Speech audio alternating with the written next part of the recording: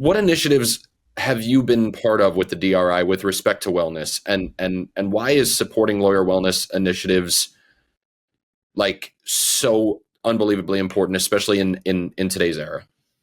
Good question, hard question, and I'll answer it in a couple different steps. So this is a hard, stressful profession that those of us who are lawyers chose. And anybody who, strives to be a good lawyer is going to feel stress and pressure. You want to win, you want to achieve, and we're not the only profession by any means that feels that kind of thing. But we are one of the professional groups, who have highest alcoholism levels, high rates of suicide, and the problem is our firms traditionally have not really been set up to be supportive of that.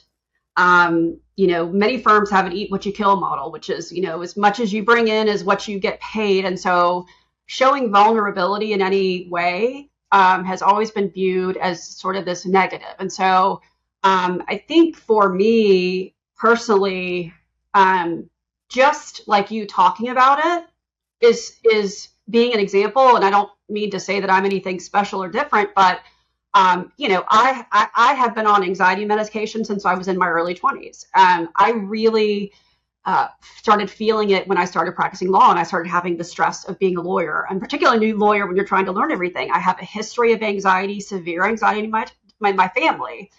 So at least I was cognizant of it. I was aware of it, and I knew what to do when I felt it. That is not always the case. Mm-hmm. I knew I needed to go see someone. I knew that I might need to get on medication. And thankfully I did. And I have been on medication for 25 years. I actually wrote a DRI article about it last year, mainly just because I've never been ashamed of that fact, but I've never really talked about it. Mm-hmm. People who know me well know that, but from a distance, people who see me, oh, well, she's a president of DRI, she's a partner of a law firm, she's all these things. You kind of get this impression that, gosh, she has everything together, everything's great, she's perfect, and she's sort of this,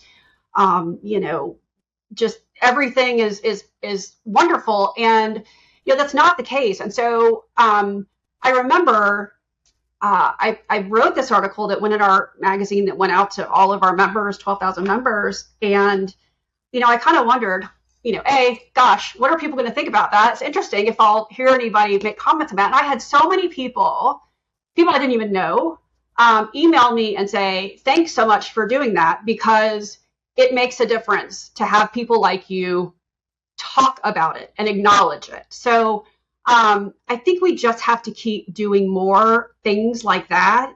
DRI has worked very hard to put together some resources, put together speakers. We try to do a lot of things as a legal organization to support lawyers. But, one of the first things that you have to do if it's you is you have to recognize you need help, and you have to figure out how to get help for yourself. And I think there's more that law firms could do on that front. To be more visibly supportive of their lawyers. I think it's getting better than it was, but I think we still have a long way to go.